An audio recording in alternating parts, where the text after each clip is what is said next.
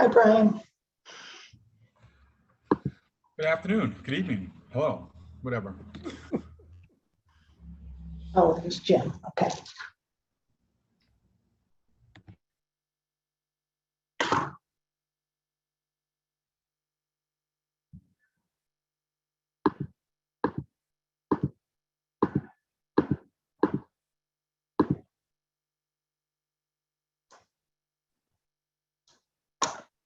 Hi, Jim. Hello, Sarah. Thanks for all your work in putting that material together. Oh, no problem. Help get me organized. Well, it's some of the input we've gotten from outside parties has been quite interesting. Right.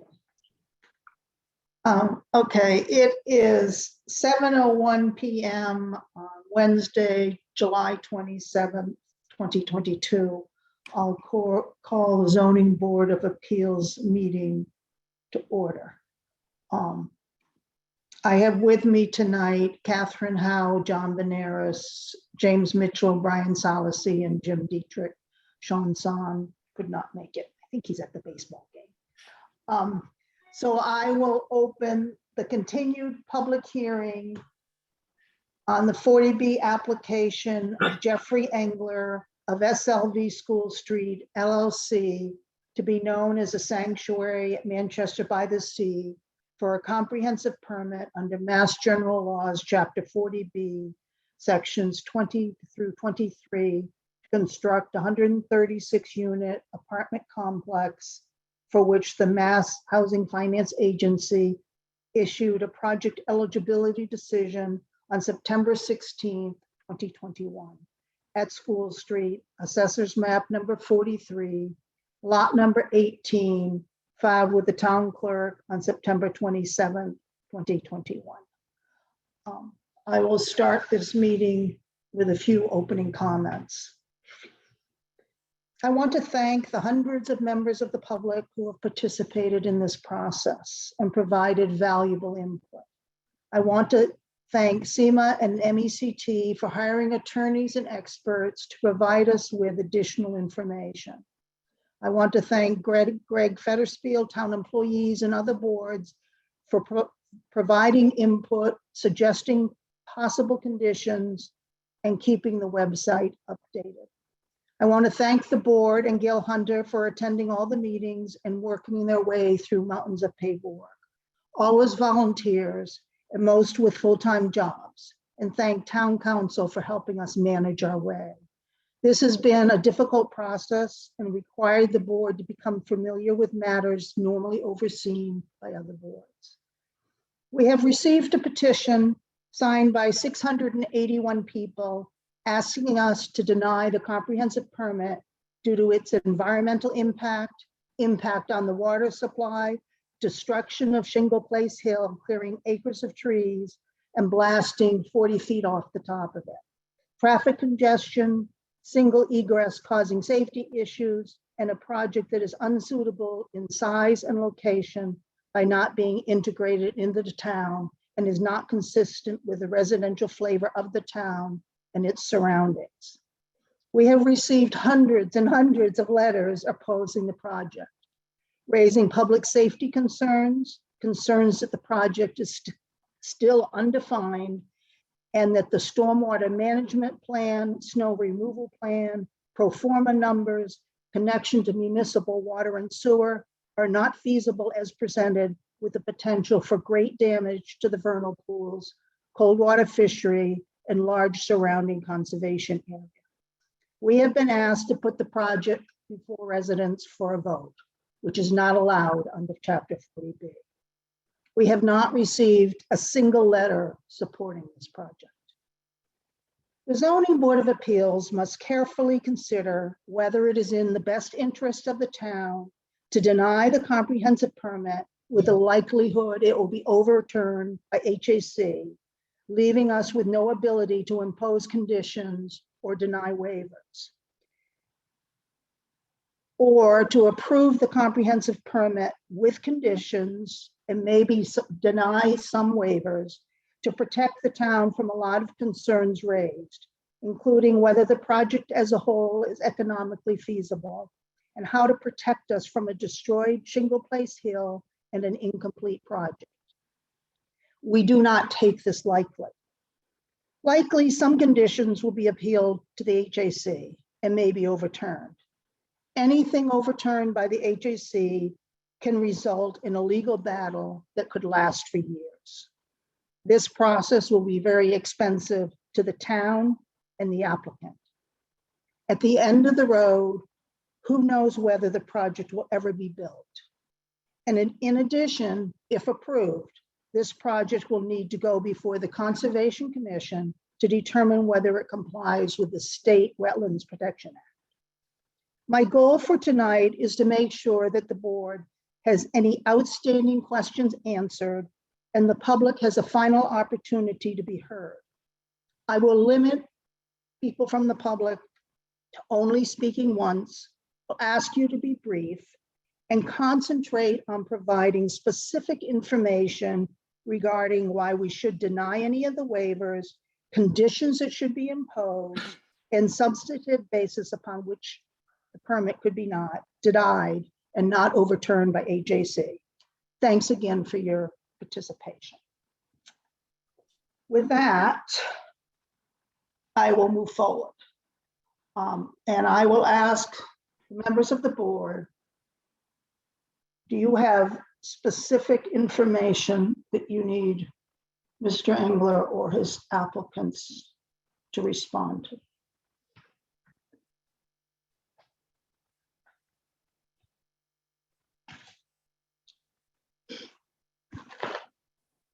Don't all speak at once.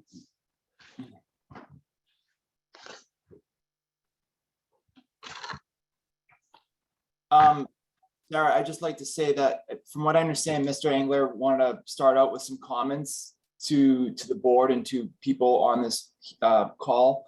So I maybe think at the close of the public hearing, he asked to be heard. Okay.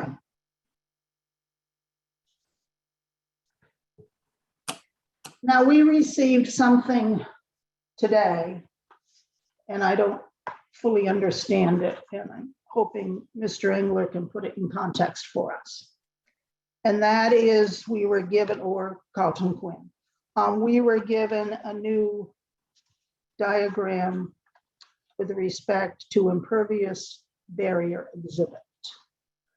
And there were questions about the retaining wall, infiltration system. Could you explain that a little to us, Mr. Engler?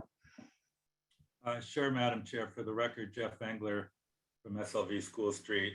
I'll defer to Carlton to explain what was admittedly a technical diagram, but that was prepared specifically just in response to two items or concerns that Beals and Thomas had raised. And in our mind, those were really the two only open questions from their memo. So we wanted to submit an explanation on how we were planning on addressing or how we've designed to those concerns. So it was really for the benefit of Beals and Thomas, but I'll ask my civil engineer, Carlton Quinn from Allen and Major, to try to put it in layman's terms, both for me, the board, and members of the public, relative to what the diagram shows. Thank you. Mr. Quinn? Good evening, Madam Chair, other board members. Carlton Quinn with Allen and Major Associates, civil engineer. The plan we provided today was specifically two items, number 1 and 2 on the July 12th Beals and Thomas letter. It had something that it was an engineering comment that they kind of brought up on the last letter from the environmental, and they had given us a notice that they were going to do that. And it was basically a diagram to illustrate how the infiltration system that's going to be proposed in fill would be installed and designed correctly to force the water basically to go through the natural ground beneath it. So basically, the infiltration system itself is wrapped around all sides with an impermeable barrier, basically doweled into the existing soils, and a granular fill is provided below it to allow the water to drain through the infiltration system, through the granular fill, into the existing soils. And that's basically what the diagram illustrates for Beals and Thomas. Thank you. Any members of the board have a question on that? No?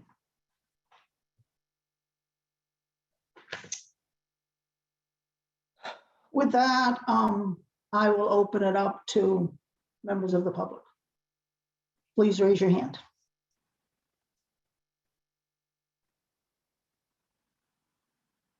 Mr. Leger. Yes, good evening, Madam Chair, and thank you. And let me first introduce myself, Luke Leger, McGregor, Leger, and Stevens, on behalf of the Citizens Initiative for Manchester Affordable Housing. I would just like to thank, on behalf of myself and my client, you, Madam Chair, and the other members of the board for the time and effort that you have put into this process. We appreciate what a daunting task it is that you have had and still have before you. So thank you very much for all of the time and effort you've put to this. I really just want to comment quickly, and I will try to be brief, to bring the board's attention to a letter submitted today by our firm, which outlines what are, in our view, a number of critical unresolved issues that go directly to public health and safety concerns and harms associated with this project, as well as negative impacts to the natural environment, and more specifically, wetland resource areas. For all of the issues we've outlined in our letter, and we do, by the way, cite on all these various issues the evidence in the board's record in written submittals and testimony as well that would support our position and arguments on this. In all of these instances, the board has received a good deal of evidence, both written and oral testimony. And all of the issues that we have flagged are issues that have been on the table and part of the discussion through the course of these public hearings for many months now. They aren't things that are just coming up at the last minute or hadn't been discussed previously. And in our view, taken together, all of these issues really do argue strongly in favor of a denial of this project. And I understand your comments earlier, Madam Chair, about the board's decision as to whether to deny versus approve with conditions and denial of waivers. It's our view that there are no conditions that can be put on this project that would adequately protect the local interests and concerns that we have flagged in our letter. And you don't need to go any further than site access to see exactly what I'm talking about in a very specific way. The project's site access is extremely problematic.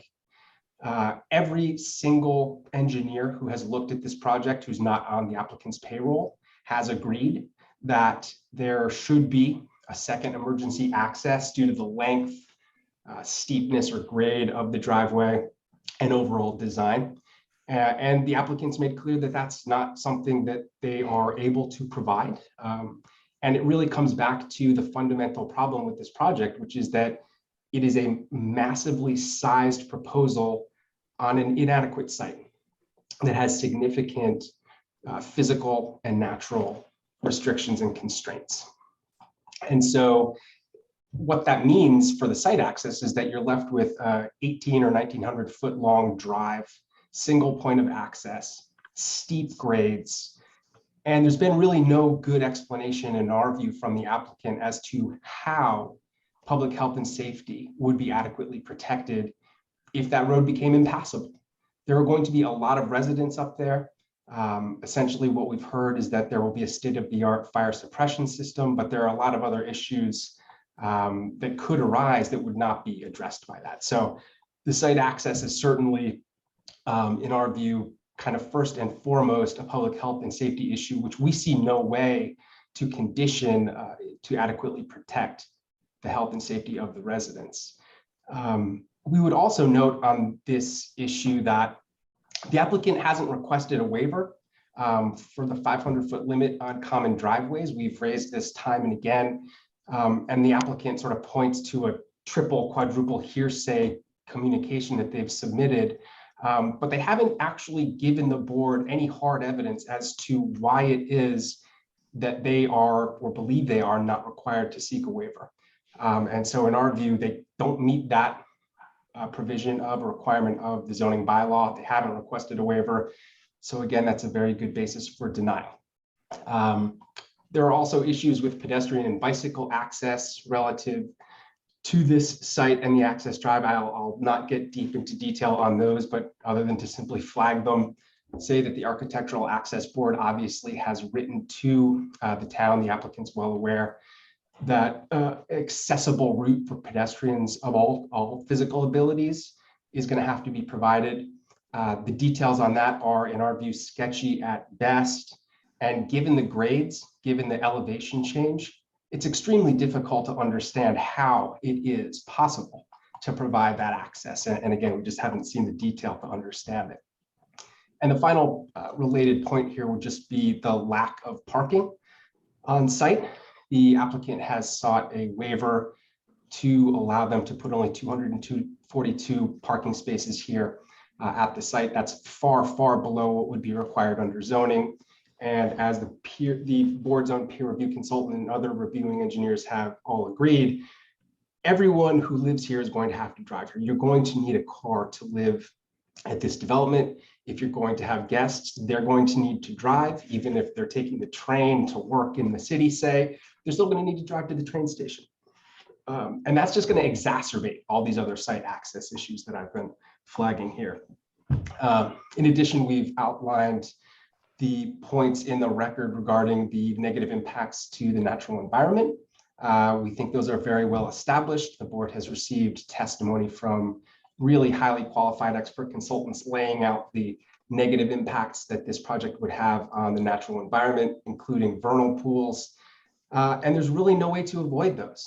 And the applicant has essentially requested a blanket waiver from the town's wetland protection bylaw.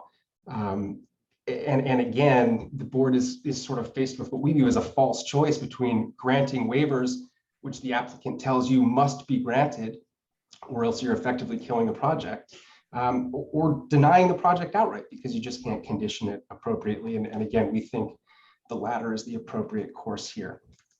So with that, Madam Chair, I thank the board again. In conclusion, it is the position of SEMA that the board should deny this project because it is one that simply cannot be conditioned in a way that would adequately protect public health and safety. Thank you. Thank you. Mr. Engel, did you have a response to Mr. Leger? I do, Madam Chair. I appreciate it. Once again, for the record, Jeff Engler. I have to admit I'm a little amused because Mr. Leger, I believe, has attended all the public hearings, and we heard at length and on record that the fire chief has no access whatsoever. I mean, no issue whatsoever with the one way in and one way out. That's on record. He's the judge, jury, and executioner when it comes to matters of public health and safety. And because he says something, the members of the public don't obviously like it, but that doesn't make it any less true. So we've addressed that ad nauseum, and that's all on the record. Moreover, the waiver from driveway length, we heard that directly from the building inspector. We don't need that waiver. And that's on the record as well. Pedestrian and bike access, as this board know and voted, we worked very hard to provide a sidewalk that meets all ADA requirements and goes right from the front of our building down to School Street. So we addressed that completely. So I'm not sure what Mr. Leger referencing relative to sketchy details couldn't be any more clear. And then lastly, lack of parking. I think we've beaten that horse to death, and correct me, my memory is not the best, but I think the board already voted that they're comfortable with the amount of spaces that we're providing. So with that said, you know, to quote Vinny from my cousin Vinny, we object to everything in Mr. Leger's letter. I mean, it just was way off base and things that we've talked about for 8 months, and we've addressed all that ad nauseum, and it's all been submitted for the record. Thank you. Thank you. Alida Bryant?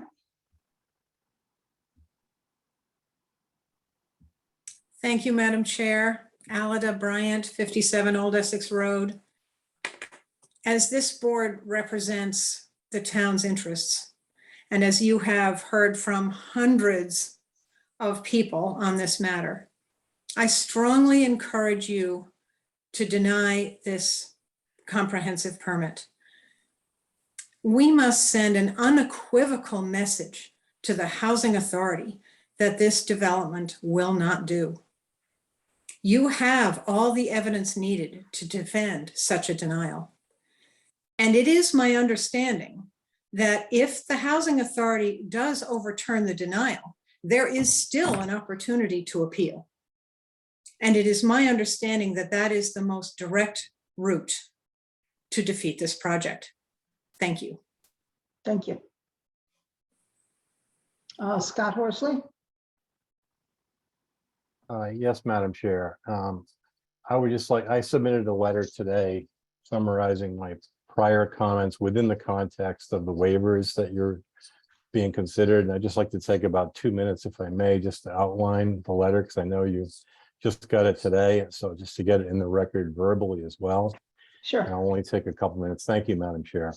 So first of all, as I think everybody knows, the current plan proposes construction, roads, grading, stormwater structures within the no build and no disturbance zones as articulated in Manchester's wetlands bylaw and regulations.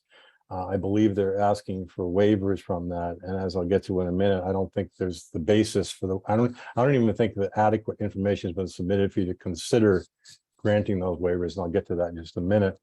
Point number 2 is, and I've quoted in your town's bylaw, there's 2 things that are required for the applicant. One is an alternatives analysis to look at alternative plans where they could avoid these no build and no disturb zones. And I believe I've heard the applicant say in a couple times they can't do it because of the entrance road.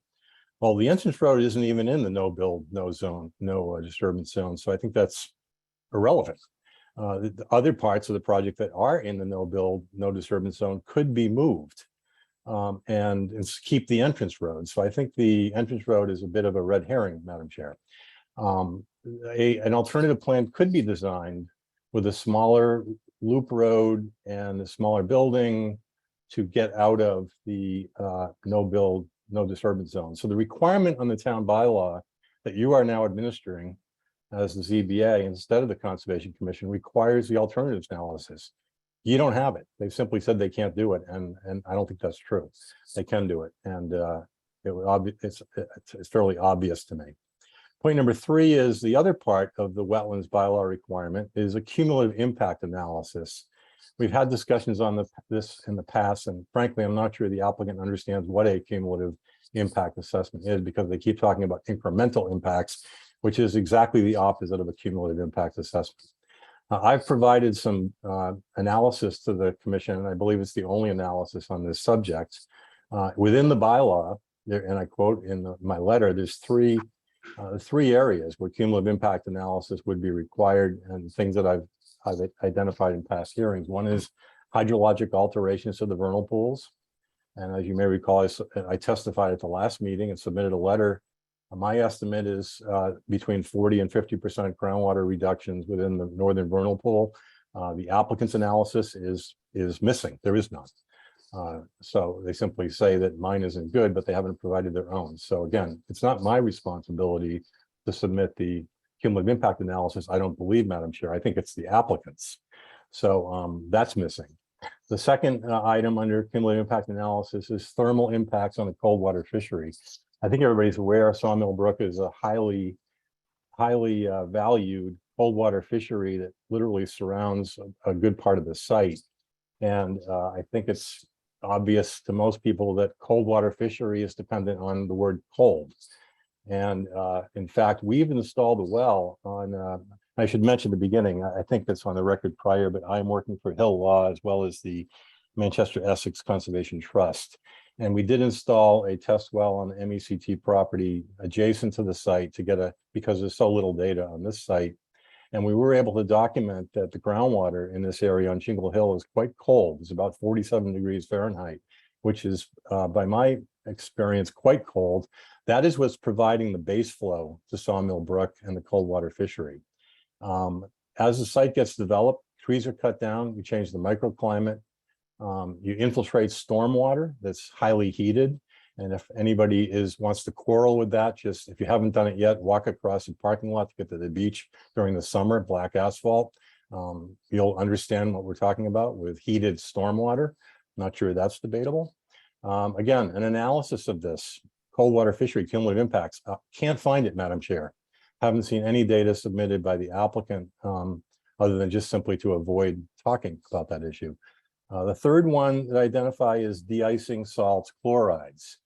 Chlorides have been identified by EPA as an important criteria under the Clean Water Act. There are standards, I've quoted them in my letter, 860 milligrams per liter for acute toxicity, 230 milligrams per liter for chronic toxicity. There have been many studies throughout New England, and I should mention nationally by the U.S. Geological Survey and EPA, that clearly document salting, de-icing as a critical concern to fisheries, wetlands, vernal pools. An analysis of this would obviously something that the bylaw requires. My understanding is what we're seeing is zero on the part of the applicant, no analysis of de-icing chemicals, salt loadings, chloride levels. These are all things that I would view as fairly obvious impact assessments that would be submitted as part of the application process. And then my last comment in my letter is just regarding the Manchester Wetlands Bylaw discussion of burden of proof. And I'll simply just read this last sentence. Except where higher burden of proof is specified by the law, the applicant shall have, and I was in my law courses, I learned the word shall is important. It's not may, shall. The applicant shall have the burden of proof, proving by a preponderance of credible evidence that the work proposed in the notice of intent will not have adverse effects, immediate or cumulative. And back to the cumulative word, they're happy to spend more time on that if the applicant would like me to clarify what that means. Upon the resource area. That's pretty clear. That's the requirement. I don't see anything, Madam Chair, on these three items that I outlined. They're clearly straight up within the bylaw. The applicant, I think, is asking for waivers and not providing any basis for those waivers. So I'll conclude with those comments, Madam Chair. Thank you. Thank you. Alan McMillan. Thank you, Madam Chairman. Alan McMillan from Rockport. I also submitted a letter today, and I'd like to read that letter, as this is a zoning board of appeals, and I'm appealing to the zoning board. I'm a Rockport resident and frequent user of the Manchester Essex Conservation Trust Forest Preserve, having walked the trails there for 13 years. I'm also a 35-year member of the Rockport Conservation Commission, 12 years as chair. I'm writing in the fervent hope that Manchester Zoning Board of Appeals will reject outright this proposal of SLV and Jeffrey Engler. In all my years on the Rockport Conservation Commission, I've never seen a more outrageous and inappropriate proposal for a project, especially for the location, which has the possibility of compromising the town of Manchester's water supply. The carbon footprint of the destruction necessary to build this proposed project is staggering in its extent, hard to fathom even for someone who knows nothing about construction. 7 acres of 100-year-old trees cut down, several thousand tons of granite blasted, which has to be removed from the site, to build a place far out of town and across the street from a much more appropriate and accessible site than what is proposed, and on the edge of a nature preserve that is solace for hundreds of people from both in and out of town in a world that is growing ever more dark and angry. The state's own criteria for Chapter 40B development are that a project must be integrated into the surrounding residential patterns. However, there is no other residential development in Manchester that even comes close to the size and scope of this project. And then there is the integrity of the developer himself, as recorded in the town's own Chapter 40B records.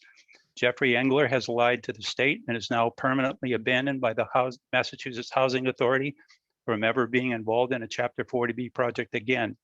Are you really prepared to ignore this fact to the rest of the town?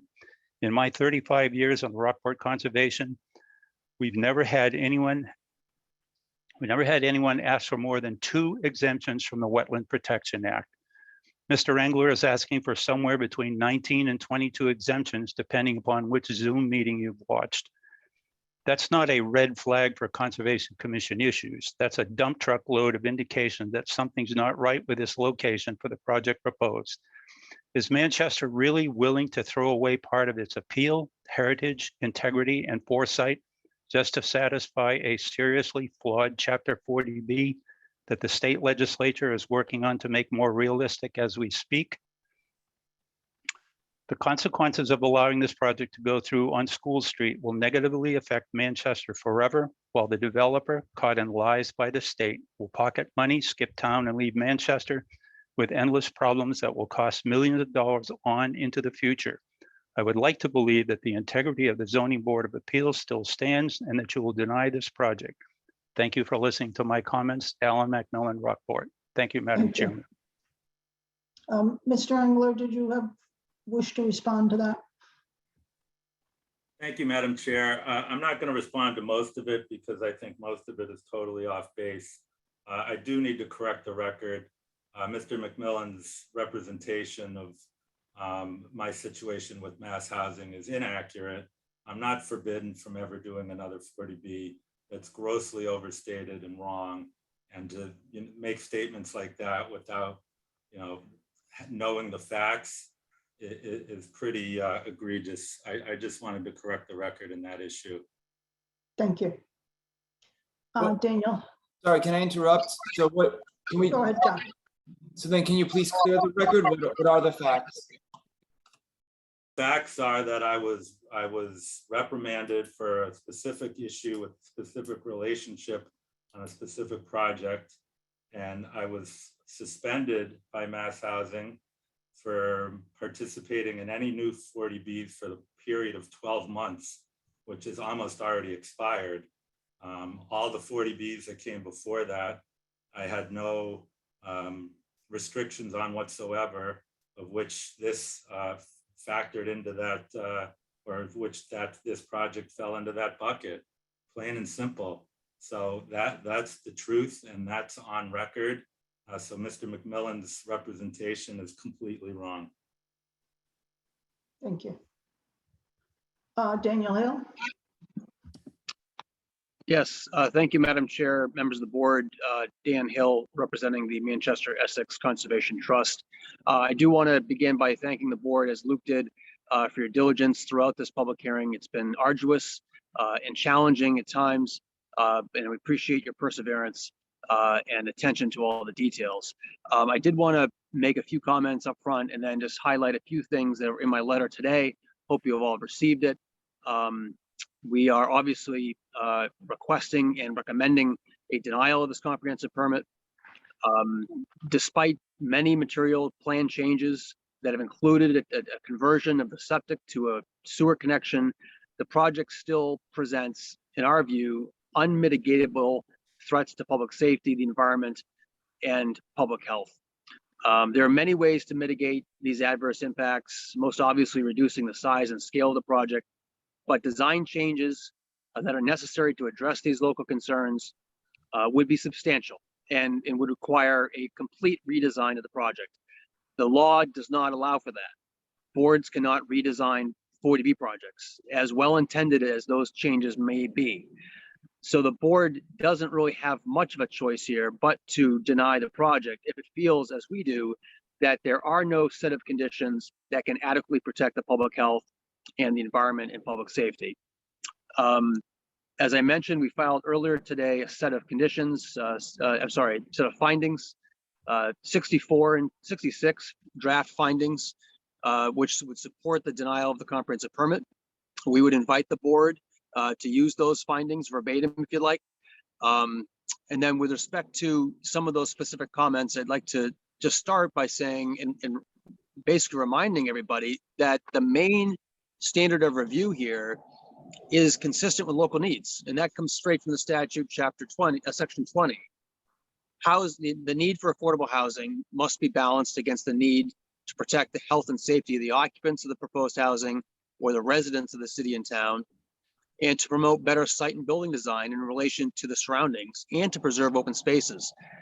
You can tell obviously from the language that a lot of those are implicated here. That is your guiding standard. Now, we feel there's 4 major concerns with the project. Number 1, impacts to the natural environment, which Luke mentioned.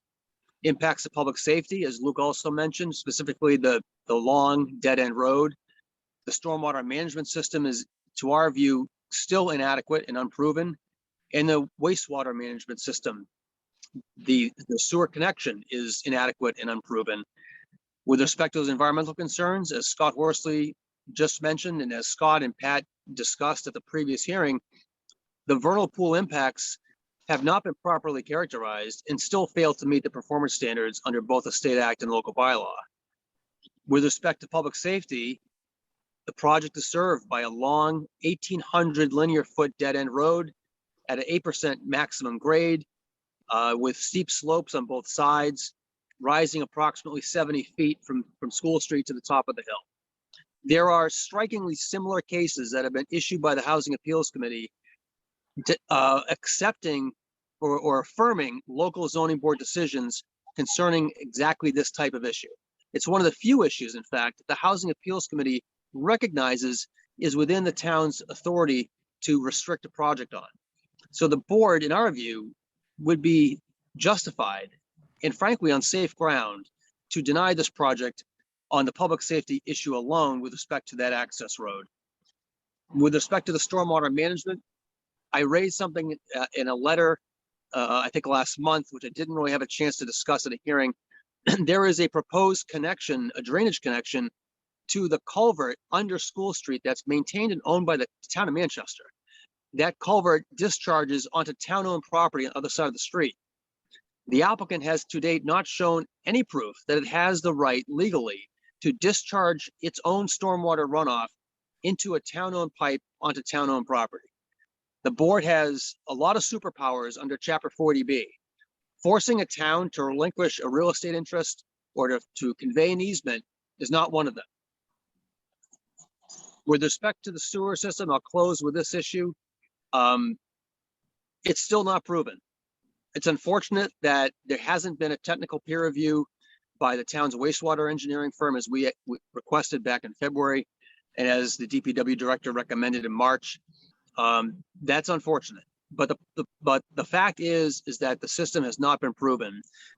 The capacity analysis that was done by the applicant shows 3 sections where dry weather peak flow is expected to require 90% or more of the available sewer pipe capacity, leaving effectively no capacity to accommodate any infill and infiltration component during wet weather events. The metering that was done by the applicant was done during a dry weather period of time, not wet weather. So it's not statistically reliable.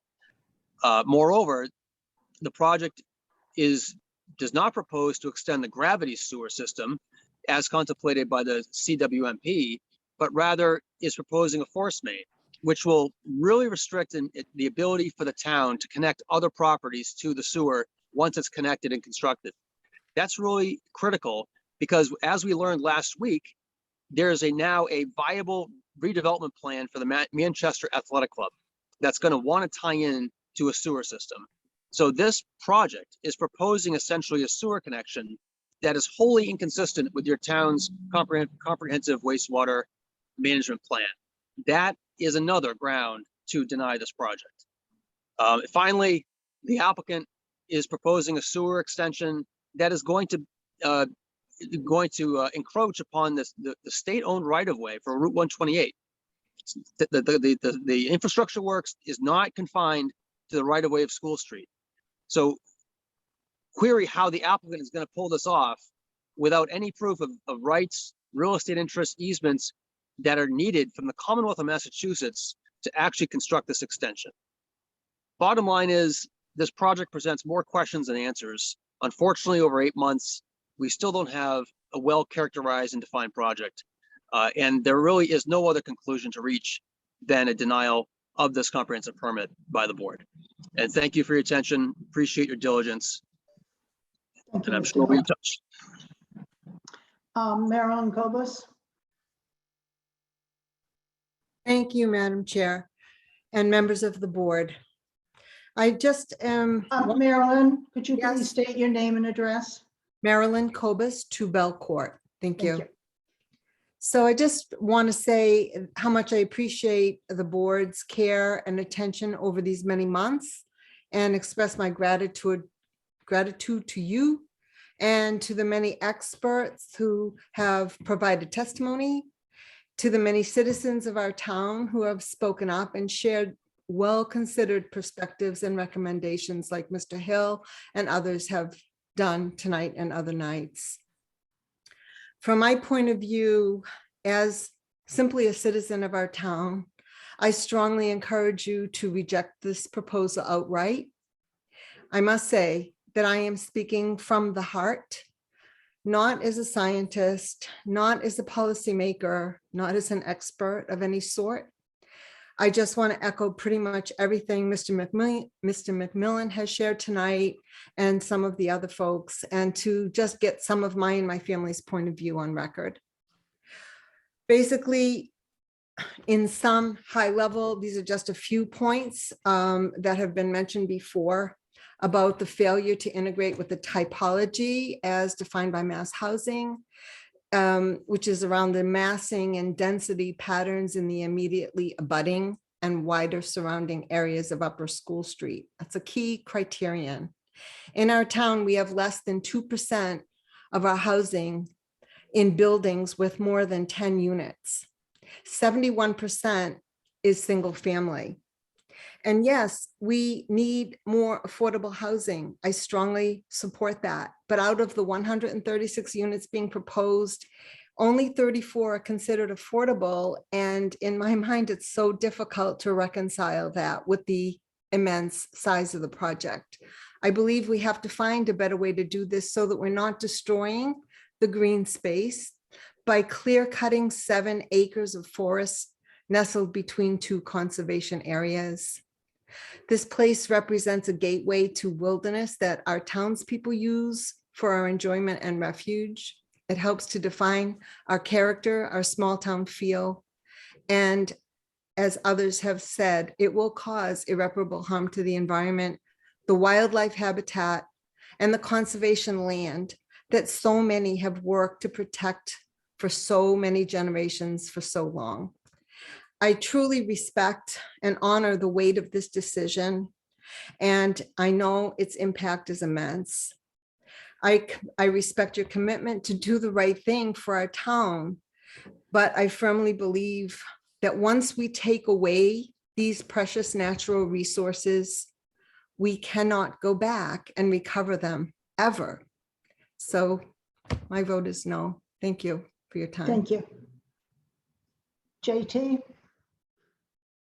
Thank you. And I apologize that my video isn't working. Jason Tallerman, I represent the applicant, Mr. Engler, and his team. I'm an attorney with Mead, Tallerman, and Costa. I just want to give a couple of comments that might respond a little bit to Mr. Horsley and to Mr. Hill. I also wanted to thank the board for their extraordinary effort here. I wanted to thank Town Council, who has given excellent advice here. And I think you should rely on Town Council on a number of these issues, including the standards. And that's where I want to start a little bit. Mr. Horsley, who's I've known for decades and is a very bright and talented engineer. However, his suggestion that because we did not meet the standards and tests under the local wetland bylaw, that somehow we have not met our burden is incorrect as a matter of law. I'm not going to spout legal standards to this board. I would think that Town Council can inform you accordingly. However, that's not the standard. The standard is that we demonstrate no harm or no significant harm to the resource area itself. That's been extensively peer reviewed by your excellent consultants over at Beals and Thomas. We provided a substantial amount of information, and we provided some redesign and some further work on that. And they have, while noting some concerns and some requirement for conditions, they have suggested that we have met our burden. With respect to public safety, I believe that issue has largely been foreclosed. And while I respect Mr. Hill's recitation of some prior cases, this matter stands in stark contrast because your own public safety official has blessed the access here.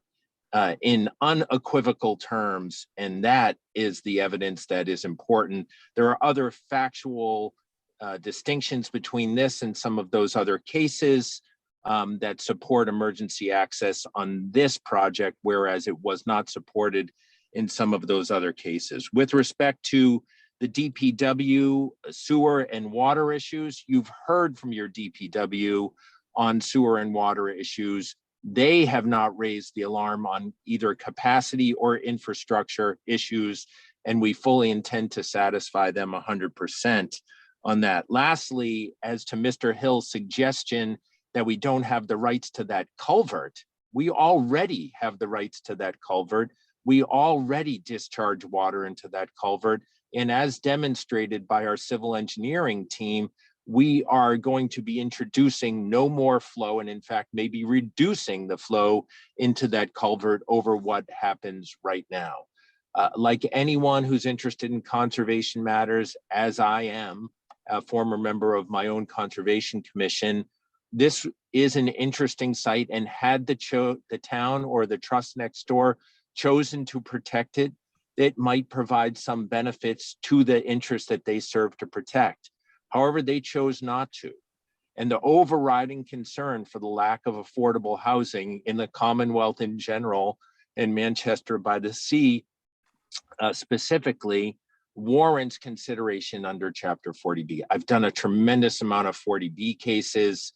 I think that the board should listen to their principals and listen to their counsel.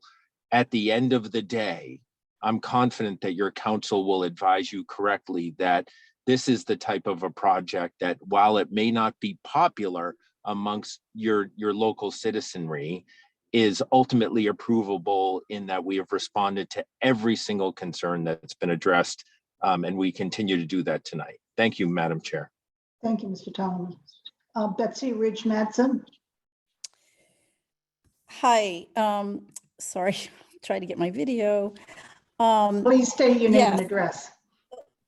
Betsy Ridge Madsen. I live in Essex at 22 Sauganese Road.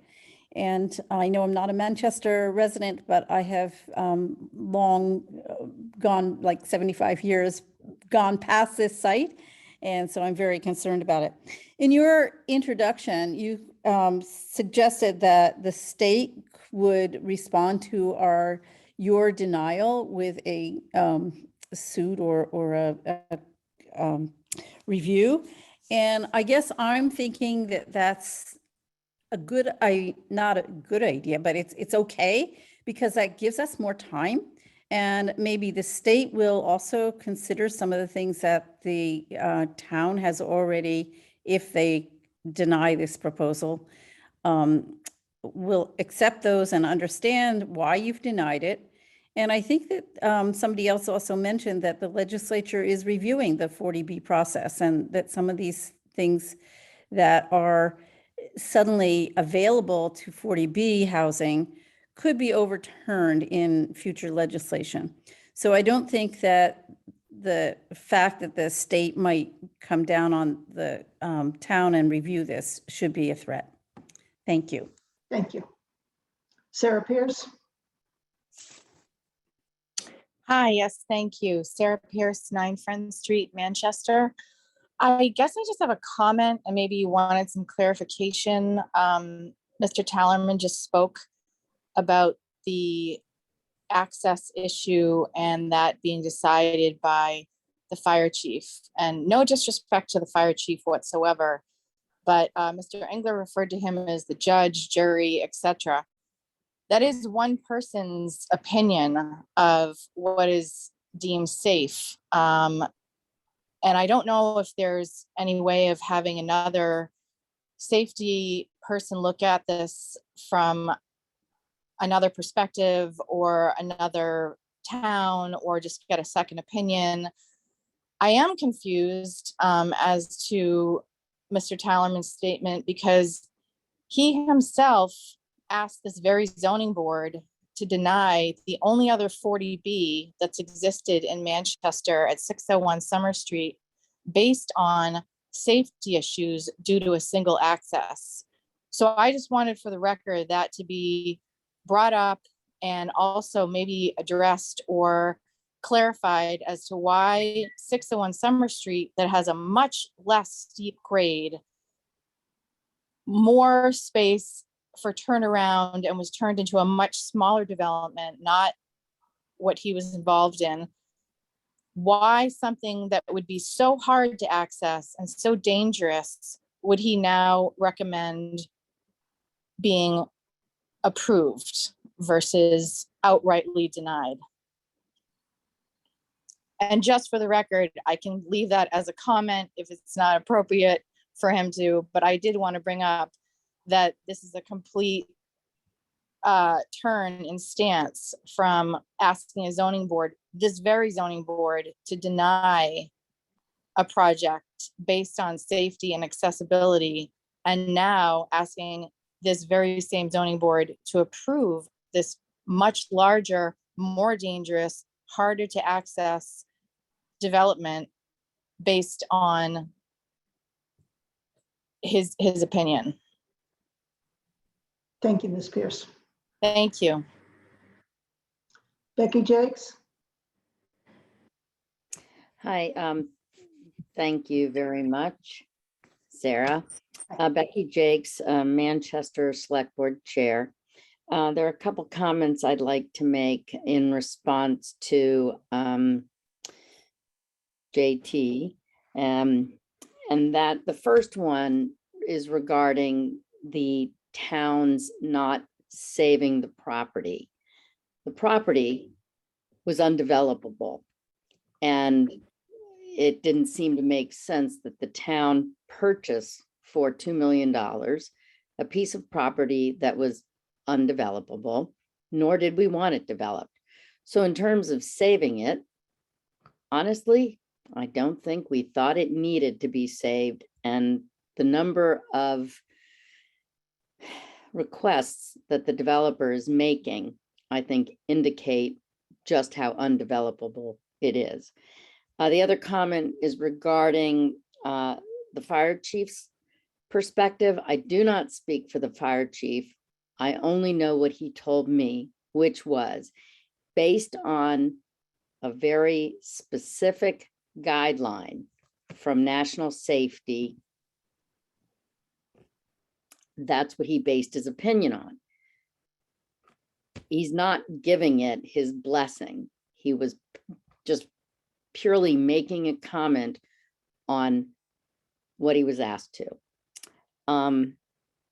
Now I would like to say, as Becky Jakes, 22 Forster Road,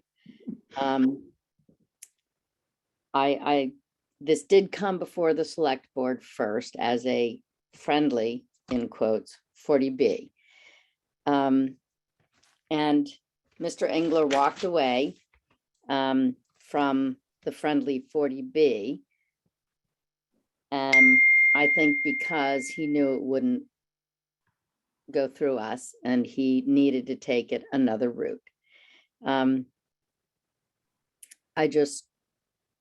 When we did try to negotiate with Mr. Engler to have proper affordable housing, meaning 60% AMI instead of the 80% AMI that's being offered, that was a non-starter as well. Thank you very much for letting me speak, Chairman. Thank you. Is there any other member of the public that wishes to be heard? Madam Chair, this is Ruth Perrine. I would like to be heard. Okay, with Freen, please state your name and address. Ruth Perrine, 15 Lufkin Street in Essex. So, Madam Chair, I actually sent a letter to the ZBA board this short while ago, and I'd like the opportunity to read that. Dear Board Chair Mellish and members of the ZBA, I'm writing to you as a longtime resident of Essex, where I serve as chair of the Select Board, as well as on other town boards and committees. I've raised my children here in the town and have spent many years exploring and appreciating the wilderness conservation area with my family. As you know, this conservation area straddles the two towns, and it's a vital part of our collective community. The health of the brook and the wetlands, as well as the visual impacts of the building throughout the conservation area, will be as important to Essex as it is to Manchester by the Sea. I've been following your meetings with great concern. This Shingle Hill Place Shingle Place Hill 40B development would have serious impacts on our greater community. Not only will the building loom over Essex residents as they head to the highway entrance, shared schools, or the center of town, the truck traffic would also will present serious safety issues as it removes blasted materials, removes 7 acres of trees, delivers concrete, transports lumber, delivers windows and plumbing supplies, and arrives laden with topsoil to fill the hill. It will be especially hazardous, as I understand, with the ongoing road construction on School Street for water and sewer mains. Is there a plan for all of the trucking needs during the construction phase? Will trucks be traveling over the roads in Essex where we have a truck prohibition due to our newly installed temporary causeway bridge? This is unacceptable to Essex. Undoubtedly, our school system, which is shared with Manchester, will be impacted by sudden growth and with its concerns for water quality brought to the school system. Essex faces many of the same problems as Manchester. Like you, we are a seaside community with a need for affordable housing and commercial development taking center stage. This is an opportunity to really demonstrate what the town values and shapes for its future. Our forests are vital as we look to the future where temperatures are rising and air and water quality fall. Undeveloped forest is a major asset where people look for relief from the heat and provides natural filtration that's more efficient than anything we could build. This project does not fit the community, nor does it protect the true affordable housing interests of our community. As a select board member, I appreciate your hard work and dedication and service. And I know that your position is extremely difficult. I urge you to deny this application, the application for comprehensive permit. Sincerely, Ruth Perrine. Thank you. Jay's iPad. Please state your name and address. Yes, Madam Chair. Jay Bothwick, 7 Boardman Ave, Manchester resident, and also the chair of the SEMA. I submitted a letter today as well. I'm not going to go on the record as to what's in that letter. I just want to make 2 points to I think correct inaccuracies in the record that were discussed earlier this evening. Number one, Mr. Engler indicated that he was suspended for 12 months. I don't believe that the December 10th, 2021 letter from Mass Housing referred to a 12-month period. So I'm not sure what that sunset provision is all about. Number two, Mr. Engler also indicated that the fire chief was the judge, jury, and executioner when it came to public safety. I don't think the fire chief considers himself that in that role, nor do I. I think that the fire chief addressed one very narrow public safety issue and was focused on a sprinkler system and an active fire within the project. I think there are many other public safety issues that this project presents, and that you should not be limited to the narrow scope of the fire chief's perspective here. Thank you, Madam Chair. Thank you. Manchester Essex Conservation Trust. Please state your name and address. You're muted. Thank you, Madam Chair. Patrice Murphy, Executive Director of the Manchester Essex Conservation Trust. I just have a few comments. Like many of the speakers tonight, I submitted additional comments tonight, and I won't read those to you. We've been hearing all week heat emergency, cooling centers, splash pads. Our newspapers, digital feeds, and news broadcasts are full of these terms and images this week. This vocabulary is already headed to small towns like Manchester by the Sea. I find it ironic that this area was once renowned as a place to escape from the heat of Boston, and it's now under threat of becoming a heat sink itself. As Boston prepares for heat resilient solutions for hotter summers, which includes planting trees and has a particular focus on Boston's environmental justice neighborhoods, Manchester is facing a plan to cut down 7 acres of trees to build affordable housing that would be surrounded by massive heat-absorbing retaining walls. While conventional wisdom, the Monday morning quarterbacks, and aggregate statistics might suggest that you should approve the comprehensive permit with many, many, many conditions, We at MECT are urging you to deny the waivers and deny the comprehensive permit. Check the recent trends and recently upheld decisions where the Housing Appeals Committee has determined that a municipality's conditions render the already uneconomic project significantly more uneconomic. In our case, the geography, the topography, and the wetland constraints have already made any further changes uneconomic. We've done our best to educate the public and prepare their understanding for a denial. The rest is up to you. Conditions, in my opinion, might be considered the final polish on an already acceptable plan. Some fine tuning or adjustments to meet the community needs better. This plan needs a complete rethinking and shrinking. Please deny. An approval with conditions minus the conditions is reduced to simply an approval. Is that your intention? If that's what your intention is, which I hope it's not, please deny the comprehensive permit. Thank you. Thank you. Is there any other member of the public who wishes to be heard?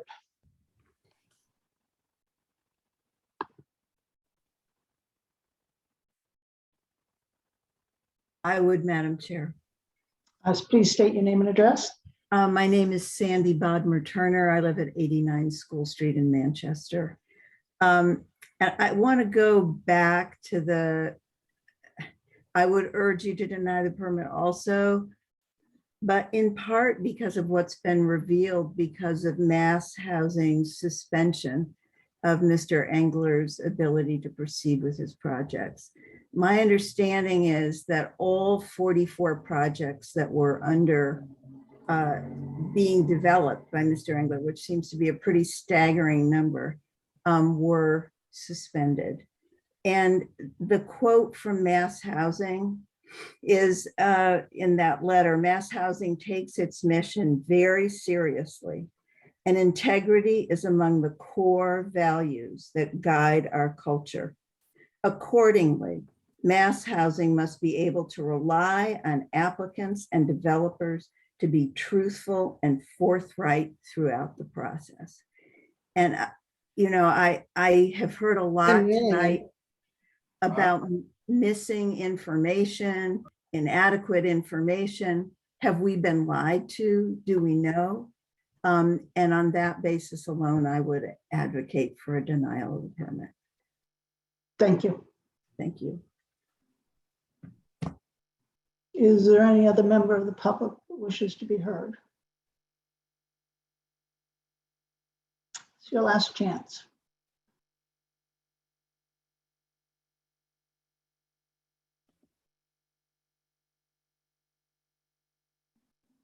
Mr. Engler? Thank you, Madam Chair. I appreciate all the comments from the public. I prepared a brief few remarks I'd just like to enter into the record before we conclude here. I'd first like to thank the members of the ZBA and Sue Brown for your collective time and attention to the application. We know it's been a long and time-consuming process and more complex than your typical ZBA hearings. I also recognize you're faced with a difficult assignment under a statutory scheme that's often misunderstood. We'd like to thank the members of the public for their constant vigilance. Even if we often disagreed, we're pleased that we could address public concerns in a thoughtful and thorough way. The permitting process under 40B requires the ZBA to take in a voluminous amount of information and undertake a balancing act between the presumptive need for affordable housing and local concerns, which might, in some circumstances, outweigh that need. Over the last several months, we've presented reports and testimony from various experts that we've retained. In response, we've received reports and analysis from the town's experts, including Beals and Thomas, Davis Square Architects, Environmental Partners, the Town Fire Department, DPW, Chuck Dam, and then Beals and Thomas several more times. All of the town's experts have the responsibility to objectively look at the application and to verify the information presented by our team and where appropriate to identify deficiencies. By their own collective submittals, as indicated in the public record, We have addressed those deficiencies through plan changes, agreeing to site planning, design, and infrastructure changes, including, for example, providing a new sidewalk along the building entrance to School Street. We strongly believe that the balancing test was applied, local concerns were identified and were addressed, and as such, the application was improved. Notwithstanding that evidence, some may still be predisposed to concluding that our proposed development is too big or dense or negatively impactful. To that issue, we direct you back to the 40B regulations which guide the process. 760 CMR 56.073 describes the evidence to justify that a local concern outweigh the need for affordable housing in language which is quite deliberate and clear.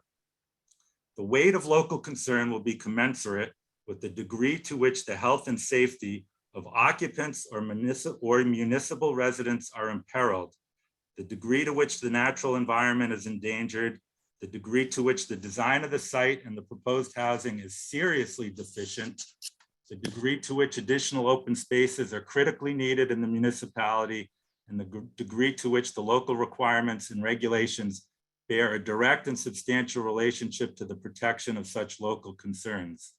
The language continues, a stronger showing shall be required on the local concern side of the balance where the housing need is relatively great than where the housing need is not so great.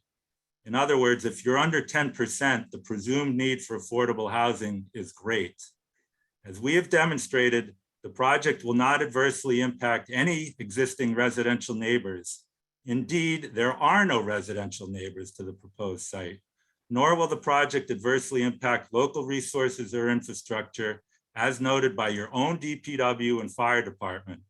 Finally, your own experts have universally opined that while our project is complex, it has been designed in a manner that will not harm environmental interests protected under local bylaws. The intent of the law is unambiguous.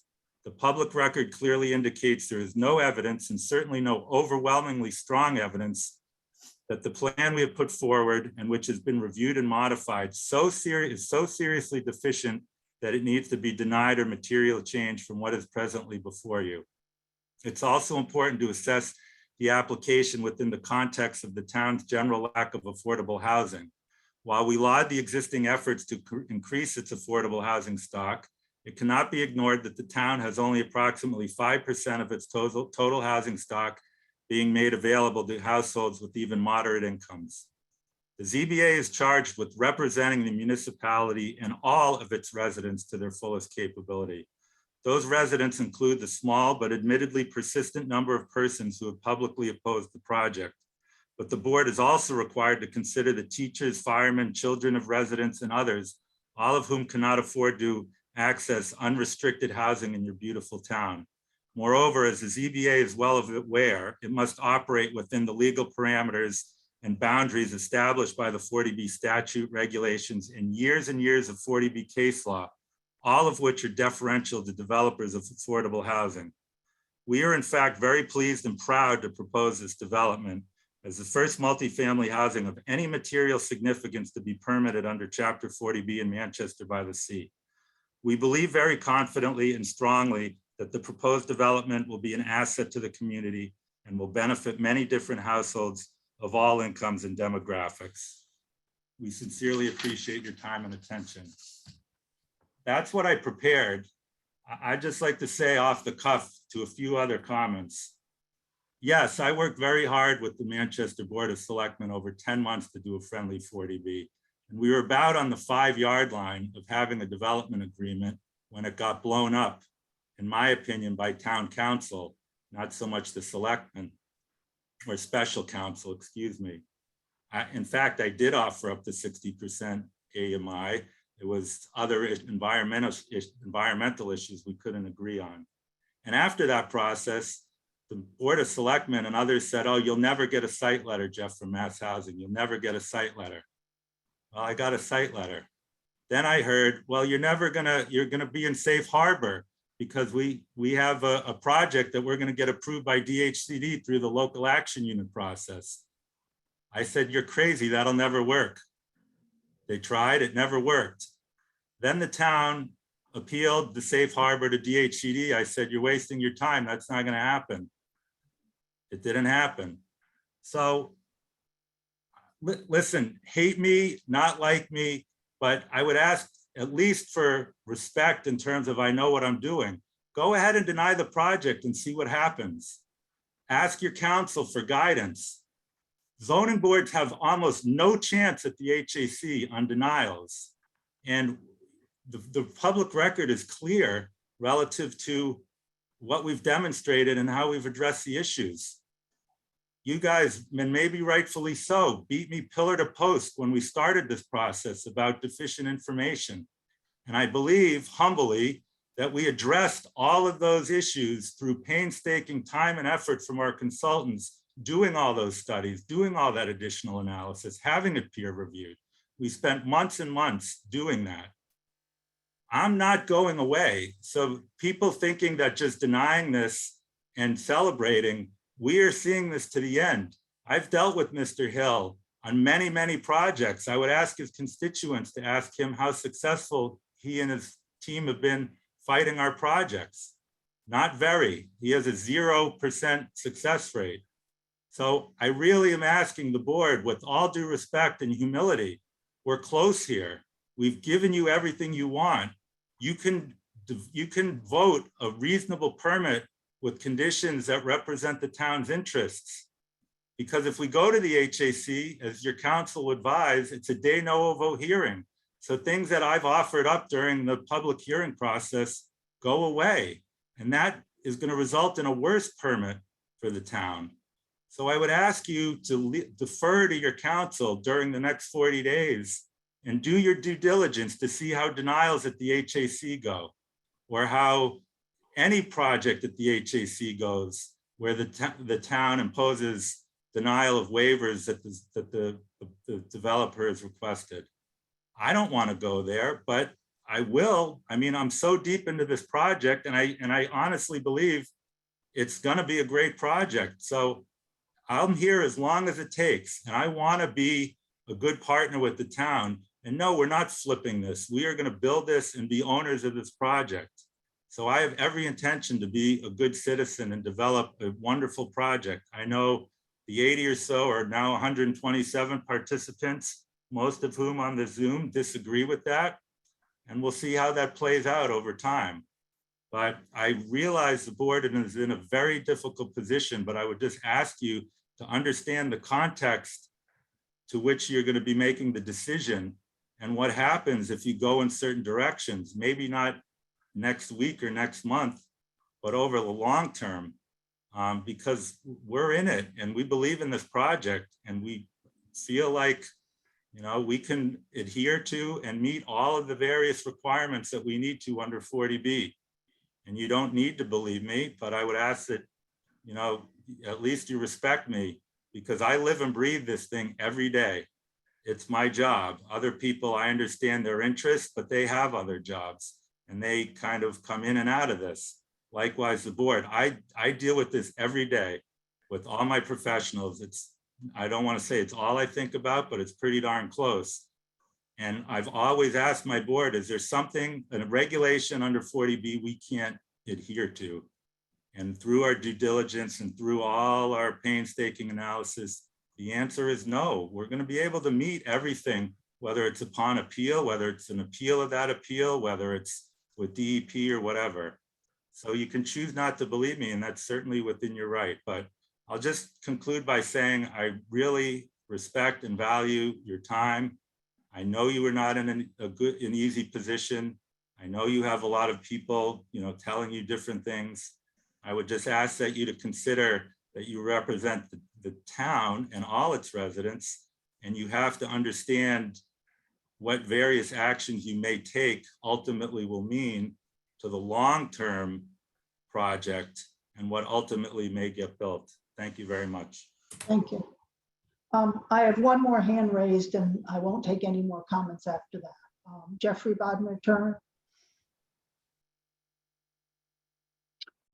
Thank you, Madam Chair.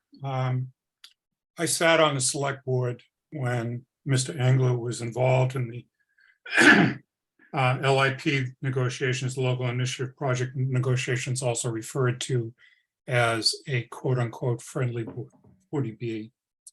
And I want to correct what he just said. Mr. Engler has a way with words that is often drawn out in exaggerations and misstatements. And at the very beginning of our negotiations, Mr. Engler said, when we said, you need to bring this down to 136 units, which is below the large project designation for this project. He said, no, we submit for the number of units that we want, we never go down. We went through long, involved negotiations with a lot of delays on Mr. Engler's part, which boiled down to basically about 4 months of negotiations between January and April 2 years ago. And during that time, we were very clear that this was coming in as a large project designation. When it came down to, as he said, close to the finish line, we reiterated that, and he said, oh, absolutely not. I'm not going to do that, and withdrew from the negotiations. So Mr. Engler withdrew. It was not anything on advice of counsel that the town council had provided to us. It was Mr. Engler withdrawing so that he wouldn't be saddled with a large project designation. The large project designation would have given the ZBA a right to refuse the project with no offer for appeal. So I think we need to correct the record on another misstatement of Mr. Engler's. I'm not going to say that this is a lie. I think it's a misstatement. He gets excited about things and he makes statements like that. When he says he wants to be a good partner with the town and then threatens us with a worse project if it's appealed, he's being quite disingenuous. And I think we need to recognize that as well. Finally, I would urge the ZBA to look into his statement tonight that he has a 12-month suspension from new projects and find out whether that statement, which is not supported by the letter that was given to the town, dated, I believe, December 11th, is in fact an accurate statement. If it is, so be it. If it isn't, I think that the Mass Housing Authority needs to know that he's continuing to be misleading in his statements. Thank you very much. Thank you. Mr. Engler? Madam Chair, please ask Mass Housing about my ability to work on this project and if I have any restrictions as it relates to Manchester by the Sea in this application. I would ask you to ask that and ask them about my suspension. I've attempted to be as transparent as possible. It's all a matter of record. I have nothing to hide about that. We talked about that at 1 or 2 public hearings. So please do ask them if I have any restrictions as it relates to this project now or at any time in the past or any time in the future. Thank you. Thank you. Can I just say something? The question is not about working on this project. It's about future 40B projects. From what I understand, you're grandfathered in to work on this project, plus I think 40 or so other projects that you had under pre-development. We don't, from my perspective, I don't deny that. We're talking about future 40B projects. Fine. What, I mean, I don't know what relevance that has. I don't have any future It's relevant projects. because you know, this is a long-term marriage with the town and we need to have good partners. Yeah, but this is all the same project, whether It's a character issue. That's my fine. issue. It's a Fine. Talk to Mass Housing, please. We will. Okay. Is there any other member of the board that has any comment to make before I move to closing the public hearing?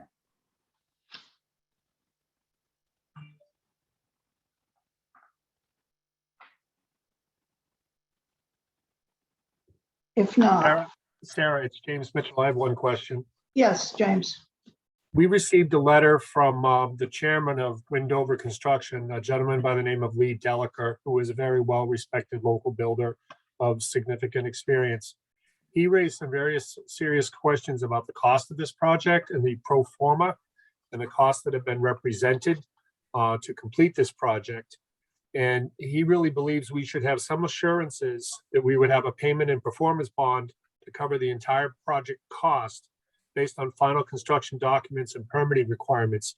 He also stated in his letter that SLV's estimate for this project is 65.7 million. By his estimation and his recent costs for similar projects and similar construction, he's coming in at 89.7 million, which is a 36.5% increase over what's been reported by SLV. I think we need to take this into consideration. And because if this project starts and is not completed, we will have basically gone through all of this, made a substantial alteration to a conservation area and surrounding properties, and have a project that's not completed. So we wouldn't get any of the benefit of the affordable housing if this project goes belly up. So I do want to enter that into the record, and I think it's something the ZBA should consider as we make our final considerations and or waiver requests. Thank you, James. Any other member of the board? Yes, Sarah, I'd like to say something. Yes, Jim. First of all, I totally support what James just said. I read the same letter today, and I feel that we have to incorporate the suggestions made in that letter. We have discussed at various meetings whether or not the numbers that we have been presented with are viable numbers. We are now being challenged by a very respected builder or former builder that the numbers may be, I'll use the word incorrect or overly optimistic. We need to protect the town, because if this gets undertaken and we blow off the top of the hill and take all the trees down and the project fails, we are going to be left with one heck of a mess on our hands. And that's a serious issue. So we need to protect the town, and we have to have the assurance that if all else fails, the town will be protected. And I'm sure our legal counsel must have some comments about that. Secondly, or thirdly, I should say, that was secondly, I still have serious concerns about the single access. Irregardless of what the fire chief has said, and as has been stated by others, he is not the end all be all. An 1,800-foot driveway presents some serious problems, and we have not heard a single explanation of how we could improve the access. There are adjacent properties to this one, and I'm sure Mr. Engler could construct easements and arrangements with those property owners to build another access road to be used in case of emergency. I think that should be a consideration. Fourthly, while this development, if it is permitted and goes ahead and is built, the people living here are going to be isolated from the main body of Manchester by the Sea, not only by 128, but the fact that they will have to drive to get into the village. I'm concerned that transport should be offered as an option to any resident living in this development. Transport into the village, basically the center of the village and the train station, to eliminate traffic and to eliminate parking, and to make the people feel that they are part of our town rather than sitting on the outskirts of our town, barely outskirts. Lastly, I would ask you to challenge the question that was made by the Manchester, it was one of the last speakers, I think it's the Manchester Essex Conservation people, but the comment the woman made was, if we render a decision with conditions, the conditions are basically worthless and can be thrown out, and basically we're we have no recourse. I'd like you to challenge that or get further information from that person, because I frankly didn't understand it and no one challenged her. I think at this time, I've said everything I need to say at the moment. Thank you very much. Thank you, Jim. May I add to that, just really quick? I will also just say that I ran the pro forma, and I agree with many of Mr. Delacour's comments, and I also have additional comments that, or concerns that I see in the pro forma, such as the duration of construction, the period to stabilizing, and leasing up all the units, the interest rates, the budgeted construction loan interest amount, the budgeted operating reserve amount is very low. So again, I just want to add that I don't want to be left with a project that's half built and then the citizens have to deal with it if funding falls through or liquidity dries up, etc. So I just wanted to add to that. Thank you. Thank you, John. Sarah? Who's that? Brian. Yeah, Brian, I was just going to call on you. Sorry. Okay, well, Go ahead, Brian. Again, I'm going to probably see it like piling on. I agree with James. I agree with Jim. I agree with John. One of the first things that jumped out at me, and I'm no means an expert on the construction performer, was site acquisition. He refers to as a $1.6 million acquisition cost, and all the paperwork I've seen, it's a $4 million acquisition cost. So it leads me to wonder what other numbers are being massaged.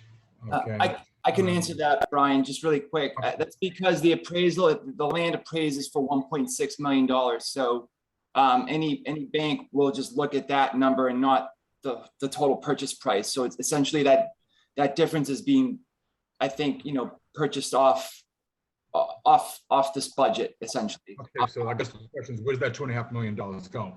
It is still there's still costs associated with that. And I also am in agreement with, I respect Chief Clary, but I don't think we are required, and I could be wrong, to go with this recommendation. I think that, yes, it probably meets the level or the letter of the law as far as the safety requirements, but there's still common sense that seems to be lacking here. And finally, I just want to challenge Mr. Engler.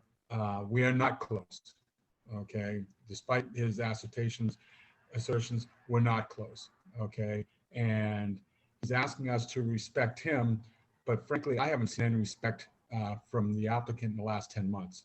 And this last monologue he gave us seems to indicate a lack of respect for the people in town. He wants to be a good corporate neighbor, and I haven't seen it. And I'd just like to see something I'd like a little more respect, I guess.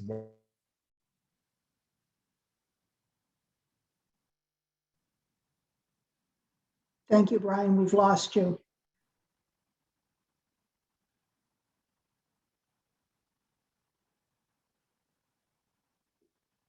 Brian, we've lost you.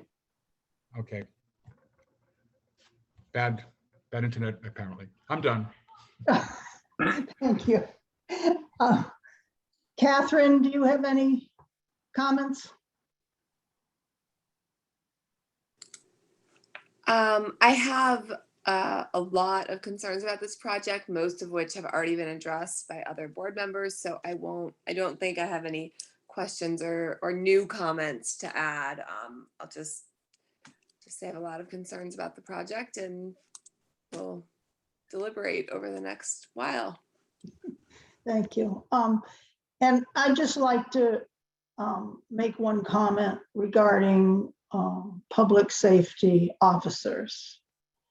In our town, we have a fire chief and a police chief.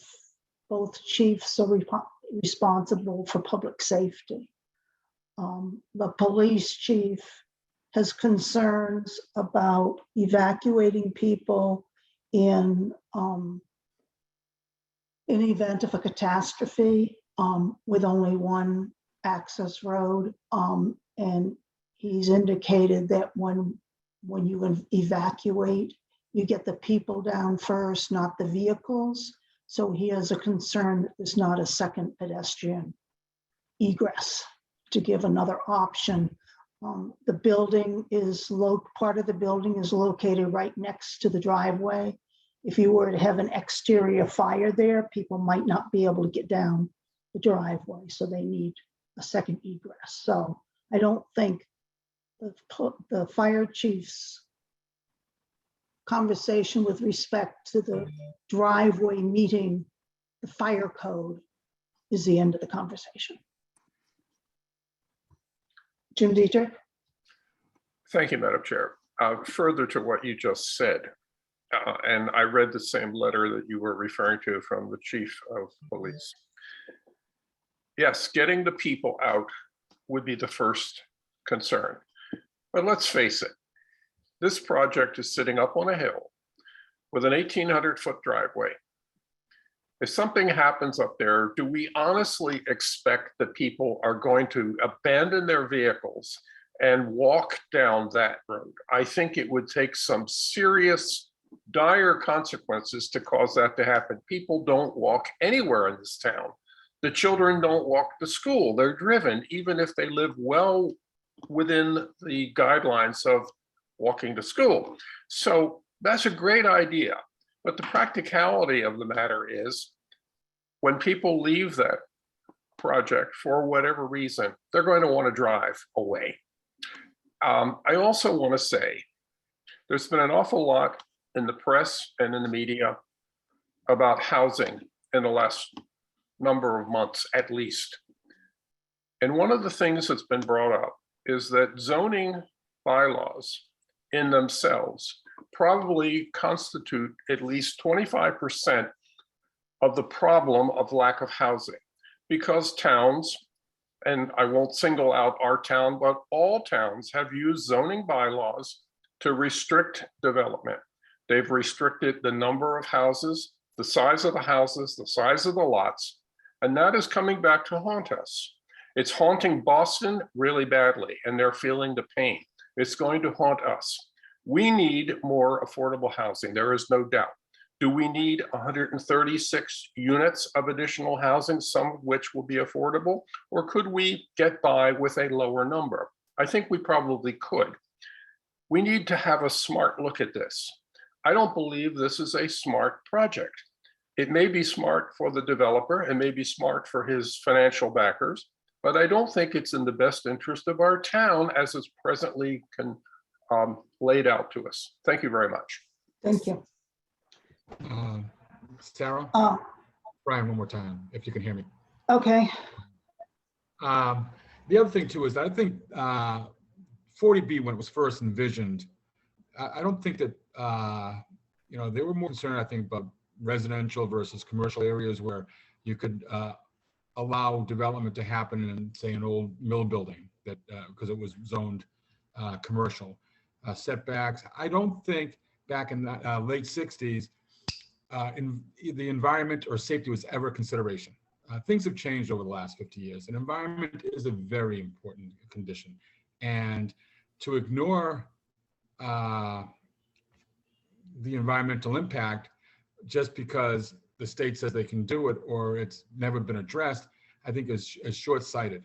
And I think, and safety, the same thing. So I think that, the conversation we've had now have been public safety, but we also have to really take a good hard look at the impact on the environment, the waivers the applicant is looking for with respect to, we're looking at, I don't care, he's building 136 units, we're looking at what 30 plus units of affordable housing. And the risk reward isn't there for to destroy an entire ecosystem for 30 units of affordable housing. So we've got to make sure that when we look at these, there are a lot of the waivers we look at really hard as far as granting in the sake of coming up with just 30 units of housing. And oh, by the way, I want to thank Mr. Engler, because I don't think that without this sword hanging over our head, the Powder Hill project would ever get done. So we do have an increase in our affordable housing inventory thanks to this project. And whether or not the state recognized it, they're real. And that's it for right now. Thank you. Thank you. You're not looking to be recognized again, Jim, are you? No. No. Okay. All right. So I'm going to make a motion to close the public hearing. And that will mean that no additional letters or input from the public, applicant, other boards, and peer reviewers will be permitted. Over the next 40 days, we will deliberate in open meetings posted on the town website to reach our final decision, including action to be taken on waiver requests and conditions to be imposed, if any. I just wanted to make sure that the public and the board understood that. With that, I'll make a motion to close the public hearing on the application of Jeffrey Engler of SLV School Street, LLC, to be known as a sanctuary at Manchester by the Sea for a comprehensive permit under Mass General Laws, Chapter 40B, Sections 20 through 23, to construct a 136-unit apartment complex for which the Mass Housing Finance Agency issued a project eligibility decision on September 16th, 2021 at School Street, Assessors Map number 43, lot number 18, filed with the town clerk on September 27th, 2021. Do I have a second? Jim seconds. Okay. Any discussion? I will take a roll call vote. Catherine? Yeah. Yes. John? Approved. James? Approved. Brian? Approved. Jim? Approved. And Sarah approves. Thank you very much. We will now move into administrative matters. And before Mr. Pucci leaves, I wanted to discuss the date of our next meeting. I had originally proposed next week, Wednesday, the 3rd, August 3rd, and Mr. Pucci isn't available. Can people meet Thursday night, the 4th? I cannot. You cannot, okay.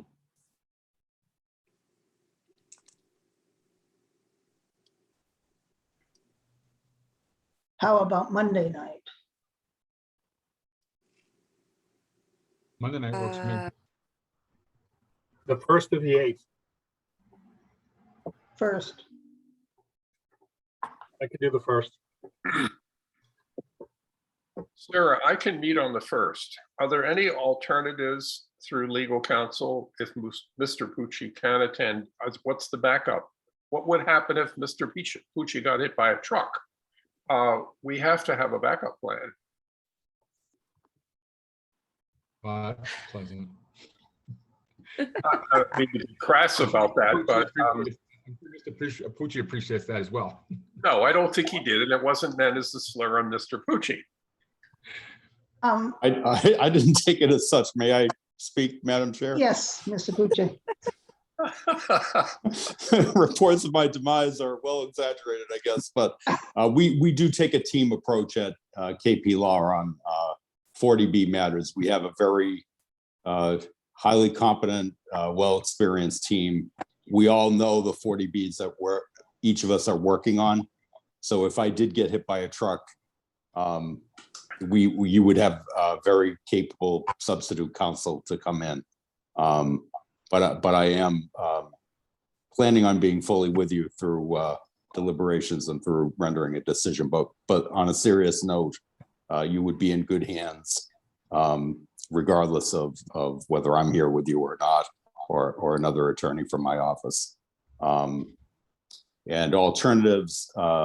So basically, that's my answer to that, Sarah. I just wanted to mention, and in my defense I go to great lengths to not present a scheduling conflict to you. I tend to try to reschedule other things so I can be with you. I've reserved, as you know, many of these Wednesdays for you. One of the 40B matters that I'm handling, I've in fact gotten continued, in lieu of your Wednesday night meeting. So that one ended up on August 3, that I have to be there in person for that 40B on August 3. But I am available Thursday. I heard another member is not available, but Monday the 1st, I am available if that worked for the board. Can we meet Madam early? Chair, I'm sorry to interrupt, Madam Chair. We have a select board meeting and with Brian on Monday. Okay, thank you. Okay, first, yes, yeah, right. Um, I'm forgetting these things. Can we meet on Wednesday prior to 7 p.m.? I mean, can we meet like late afternoon, or are people not available? I can make that work. Like, can maybe 4 o'clock? Yep, I think I could probably do that. Brian? I could make 4 o'clock work. Oh, sure. Okay. What day are we talking about now? Wednesday. Mr. Pucci, are you available at 4 o'clock on August 3rd? Yes, Okay. I can do that. Okay. And Becky, thank you. I just think it's important that we go through the conditions and waivers as early as possible so that town council has as much time as possible to start working on the draft decision for us. Okay. May I test your patience too, Madam Chair? Do you think it makes sense to kind of talk about a little bit of a schedule for the rest? That in other words, if you have your first deliberation session on the 3rd, maybe reserve a couple of more nights or other deliberation sessions. When you start to get into the weeds on the decision, that can lead to the need for pretty extensive discussions. So I just wanted to make sure that you are aware of that you had enough ability to fully deliberate on a decision before you have to render it and then file it with the town clerk. So, But so that's up to you. Well, we're relying on your firm for a lot of help on this. And what's your timing like? I mean, what do you need from us in order to be able to be working on the decision?